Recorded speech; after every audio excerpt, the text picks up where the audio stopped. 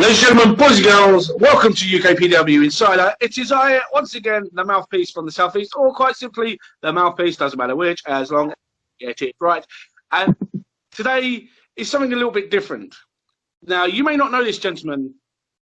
I give you Daniel Orion Lee, who's kind of becoming the UKPW, I would almost say, music consultant. Basically, almost like the Jim Johnston that WWF, WWE had for many years. Yeah, kind of.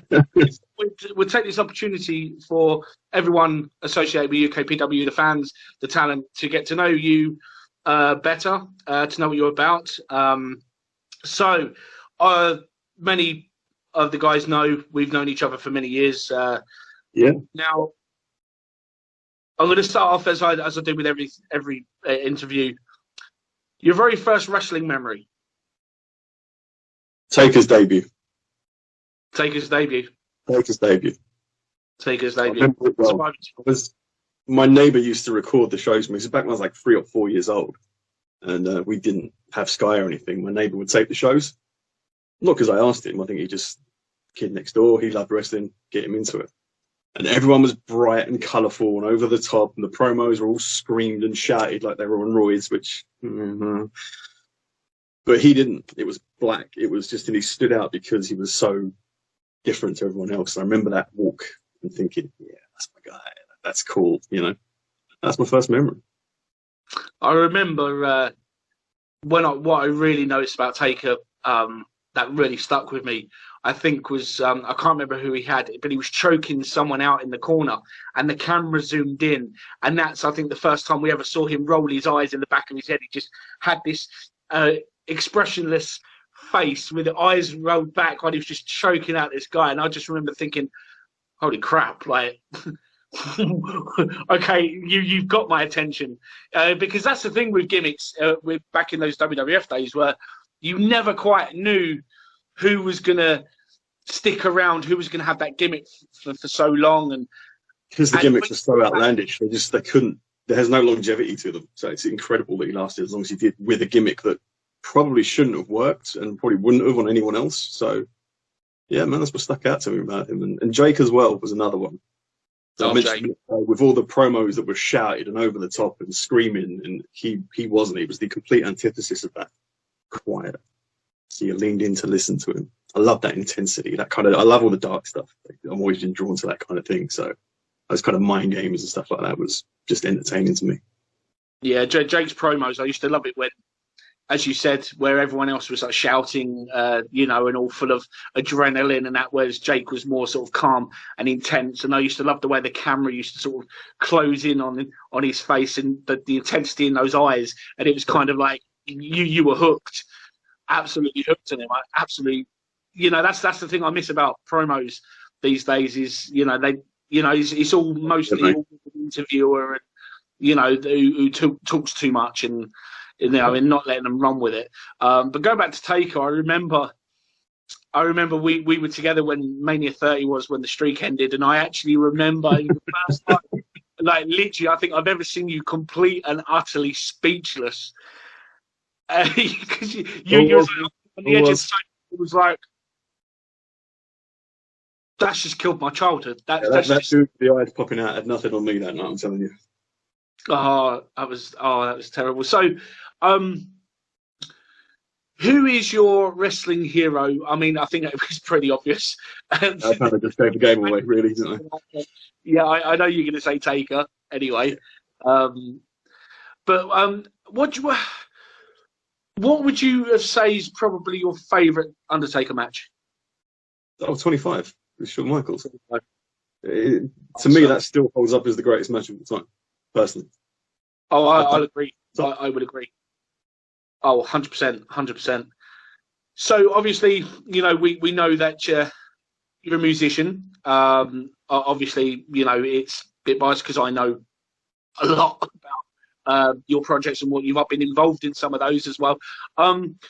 What is it about? Because with you and music, for someone who knows you, I know music is kind of, it's your therapy. It basically, for me, music has a part to play in every single aspect of who you are. And what is it about music that just encapsulates you, that just dominates your life almost? It makes me sound kind of one-dimensional, doesn't it? But it's true. I couldn't put it into words, really. I don't know. It's just one of them things. Even since I was a little kid, I was always drawn to it. I didn't start playing music until I was 11, I think. But even as a kid, my pocket money went on record. It didn't go on sweets or going out or anything like that. It just went on music. I was always just drawn to it. There was something about it. I think you said it a minute ago, therapy. Yeah, it kind of is. Especially this year, it's really kept me going, kept me motivated and happy. So I don't know. I wish I could explain it and put it into words, but it's just something for me. It's my getaway. It's my escape. And if I can turn that into something, productive in my life, then great. I mean, obviously, you've been very, very busy lately with your music. I mean, you've been uploading everything from, playing along to basically as covers for other songs. You've uploaded clips of you doing solos from certain songs as well. But it's also not just, you on a guitar. I mean, stuff like your own written material like Hive Mind as well, which which you've uploaded. You created the video, you did everything yourself. You've uploaded more materials. You've uploaded acoustic sets with your ex-wife, which again, amazing work as well.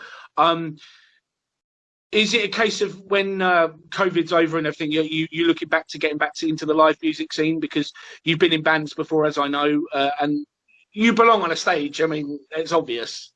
Even just video ideas. I've got so many ideas, and there's so many things being discussed with so many people right now, which is fantastic. It's great to be busy.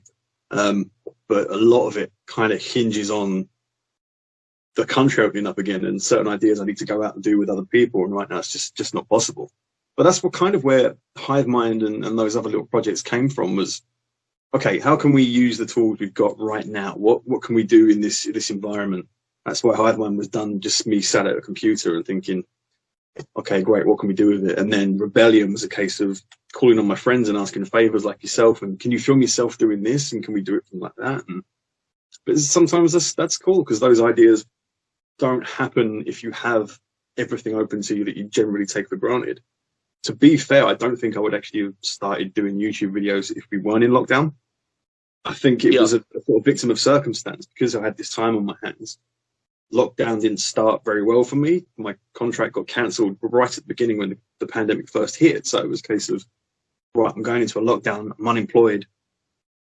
What can I do? And that goes back to that kind of therapy thing you spoke about shortly ago. That got me through, and I thought it was recommended to me to start doing YouTube in the first place. A couple of friends had said as well, like, man, why aren't you doing more? You do have something. Why aren't you doing more with it? It was like, these people can't be saying the same thing and not be right. So that's kind of where it came from. And that's just where these ideas have spawned from. I think obviously we take the positives with the negative, obviously lockdown being a negative, but in a way with you, being able to go on this journey with creating the YouTube channel, creating this new material, just throwing stuff out there, which, even if, some people go, oh yeah, he's just playing along, to songs, but you're showing all different aspects of what you can do as an artist. And I mean, one thing which I didn't realize about you, which, because I've never really seen you do it until now, was how great you are actually at editing. Visual effects and everything. These are simple things that you've done from the comfort of your own home, as you said, using, friends, people like myself and that you've said, would you mind recording yourself doing this, this, and this, and this? Send it to me, and that, and then seeing what you've done as the final product has been really, really amazing. And it's just like, the guy. I mean, some of the stuff you've literally got a music video created and uploaded 24 to 48 hours later, and it's like, what? But yeah, if we go back to wrestling, so you, the guys at UKPW you wrote and created the theme for the mouthpiece, which I absolutely love.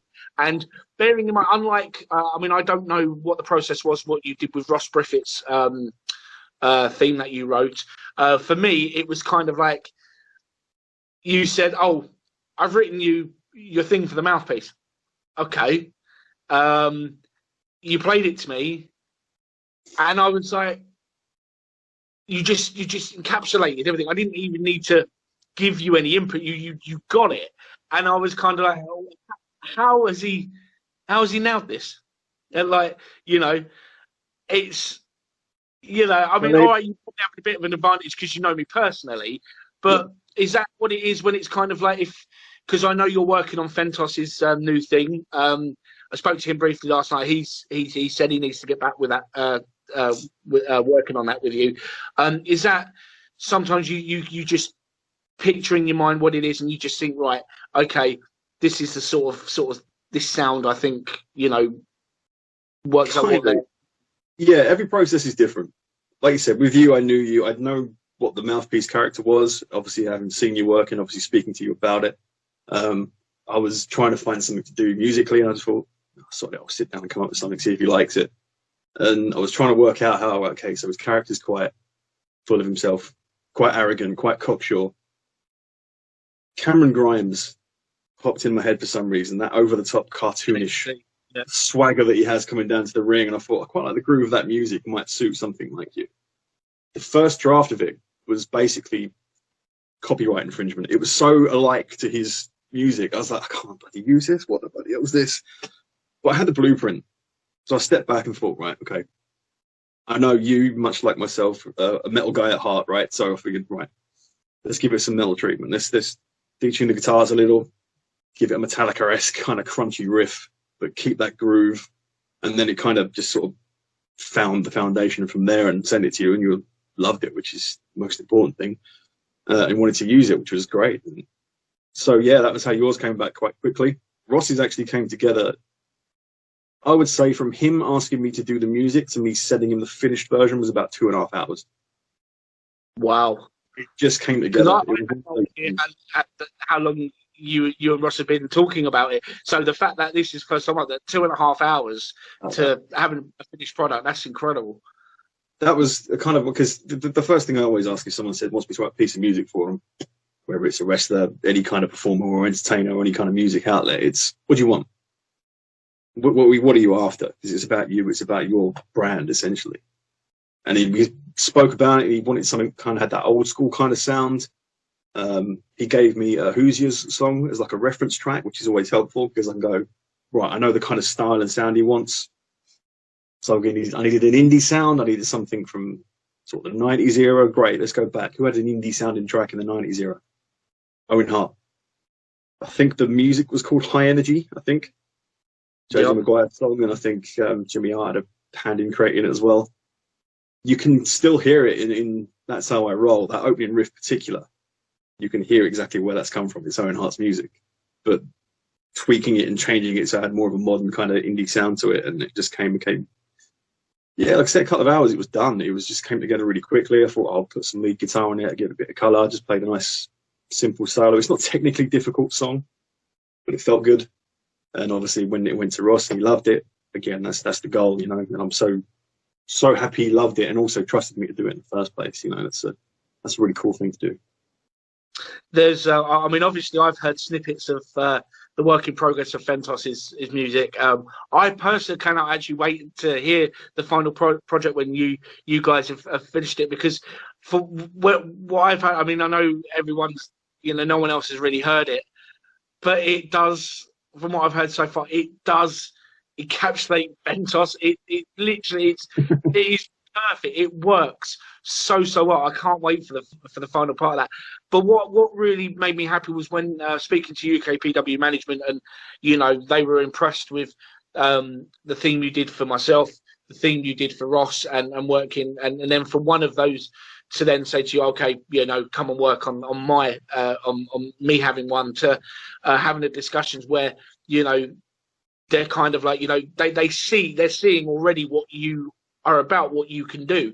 I actually sent, and you don't know this, but I actually sent management a clip of one of the teasers you did for one of your tracks, and I think I know which one.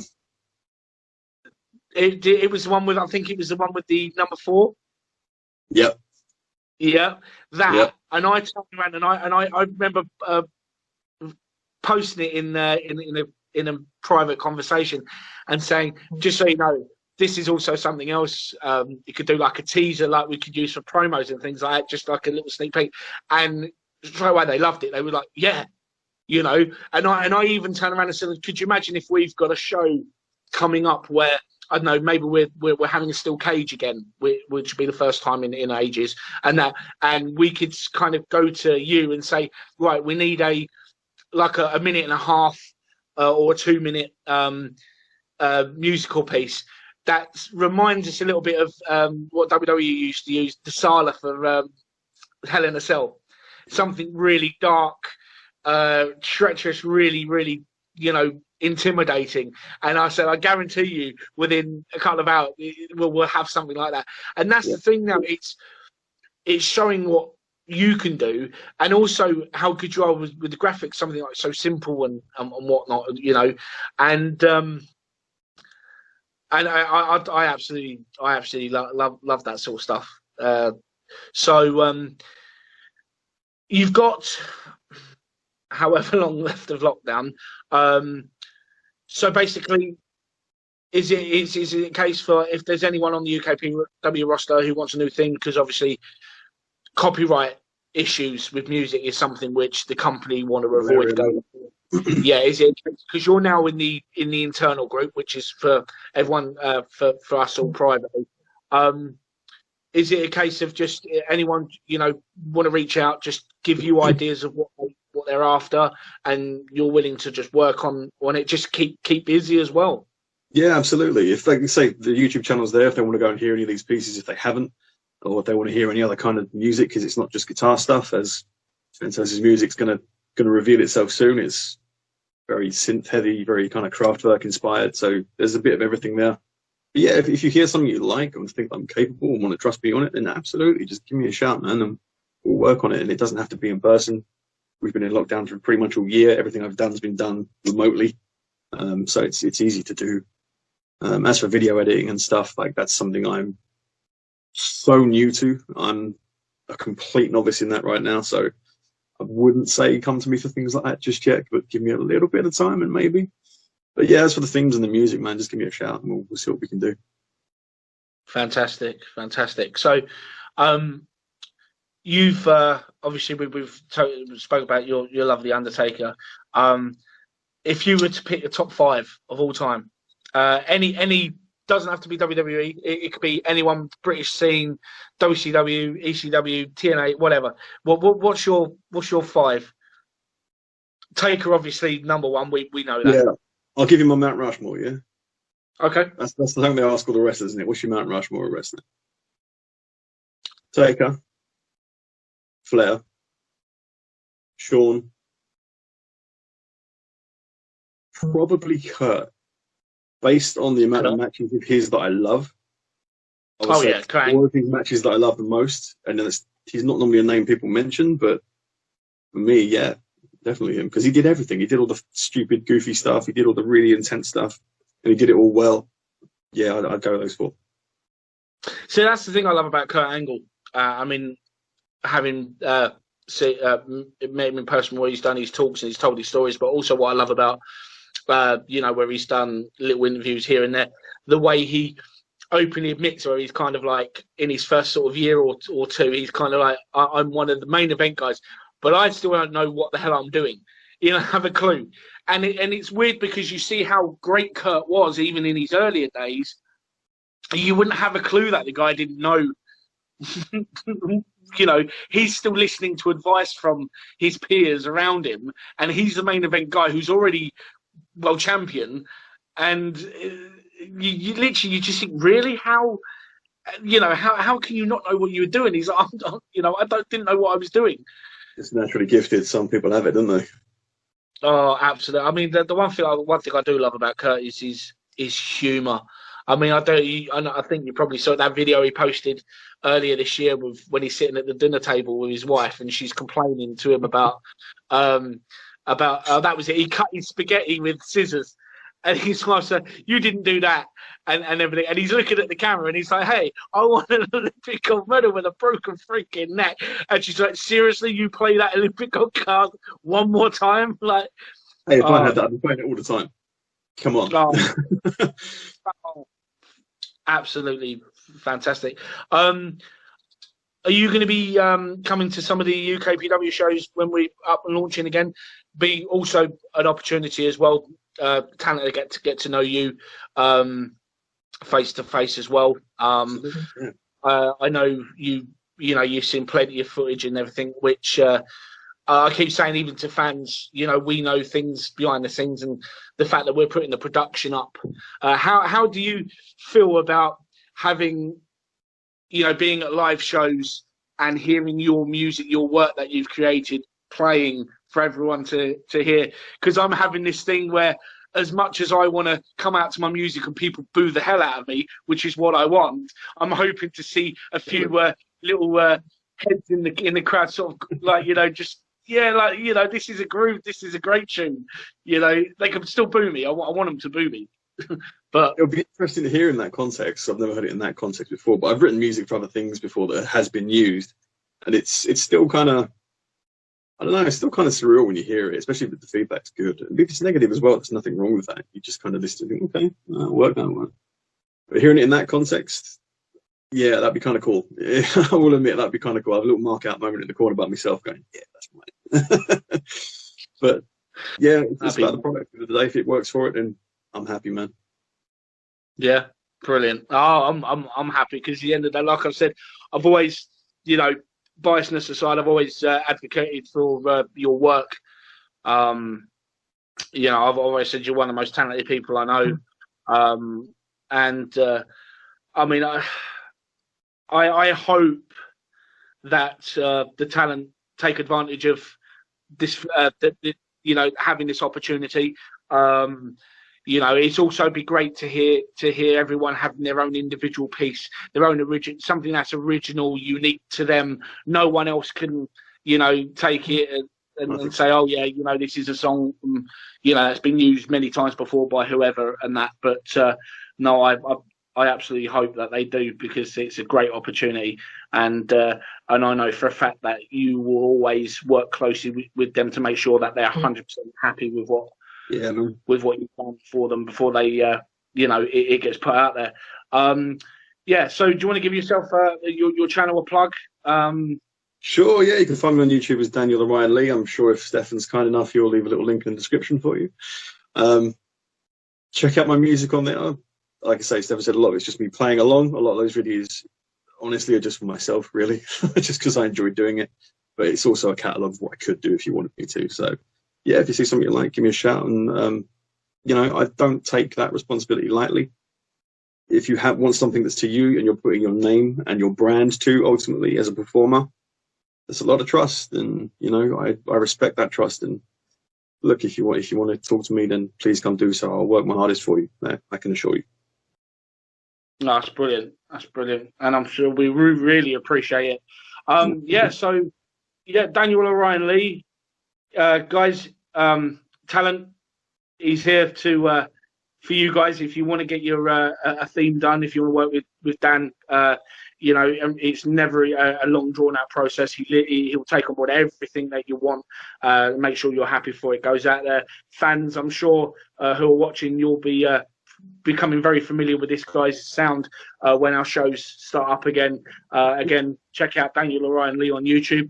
Dan, it's been a pleasure as always. Thank you for joining me on this one. And I'll speak to you soon. Take care, bud. All the best. Cheers, man.